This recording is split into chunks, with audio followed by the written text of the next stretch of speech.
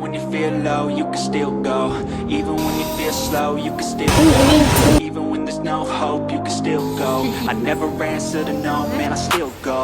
Go, go, go, go, go, go, go. Hi pearls, പുതിയൊരു വീഡിയോയിലേക്ക് എല്ലാവർക്കും സ്വാഗതം. അപ്പോൾ ഇന്ന് നേരെ ഞങ്ങൾ കൊയിലാണ്ട് നിന്ന് പട്ടാമ്പിയിലേക്ക് പോവാണ് ആളിയൻ്റെ അടുത്ത്.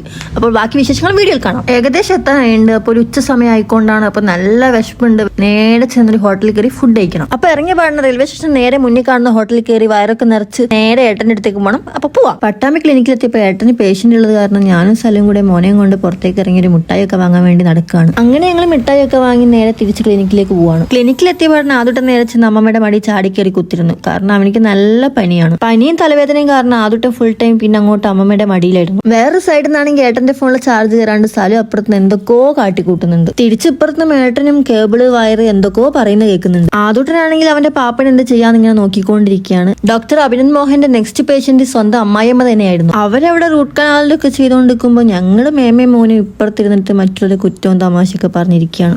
പിന്നൊരു കാര്യം, ക്ലിനിക്കിൽ ഉറുമ്പുകൾ ഉറങ്ങാറില്ല.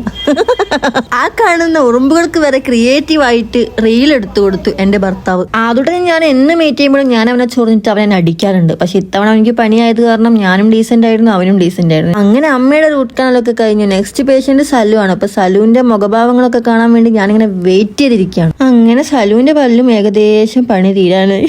സലു അവിടെ എണീച്ച് നേരെ ആദൂട്ടന്റെ അടുത്ത് പോയി. ആദൂട്ടനാണെങ്കിൽ പിണങ്ങിയിരിക്കുകയാണ്. ആദൂട്ടനാണെങ്കിൽ കൊഞ്ചിക്കൊണ്ട് അച്ഛനെ കാണണമെന്ന് പറഞ്ഞപ്പോൾ ഞാൻ വീഡിയോ കോൾ ചെയ്ത് കൊടുത്തു. അങ്ങനെ അച്ഛനും മോനും കുറച്ചു നേരം സംസാരിച്ചൊക്കെ കുത്തിരുന്നു. പിന്നെ അങ്ങോട്ടുള്ള വീഡിയോ ഒന്നും എടുക്കാൻ പറ്റില്ല. പെട്ടെന്നാണ് ട്രെയിൻ വരാനായിട്ട് ഞങ്ങളുടെ ഓട്ടം അങ്ങോട്ട് ഓടിയത്. അങ്ങനെ ഞങ്ങൾ പട്ടാമ്പിന്ന് തിരിച്ച് നേരെ കൊയിലാണ്ടിലേക്ക് പോവാണ്. പോകുന്ന വഴിക്ക് ഞങ്ങൾക്ക് സീറ്റൊന്നും കിട്ടിയില്ല. ഞാനും സലും പുറത്തെ കാഴ്ചകളൊക്കെ നോക്കി സംസാരിച്ച് കുത്തിരുന്നു. കുറെ ദിവസങ്ങൾക്ക് ശേഷം ആദൂട്ടനെ കണ്ട സന്തോഷത്തിലാണ് ഞാനും സലും അമ്മയൊക്കെ തിരിച്ചു പോകുന്നത്. അപ്പൊ പുതിയൊരു വീഡിയോ ആയിട്ട് വീണ്ടും കാണാം. ബൈ.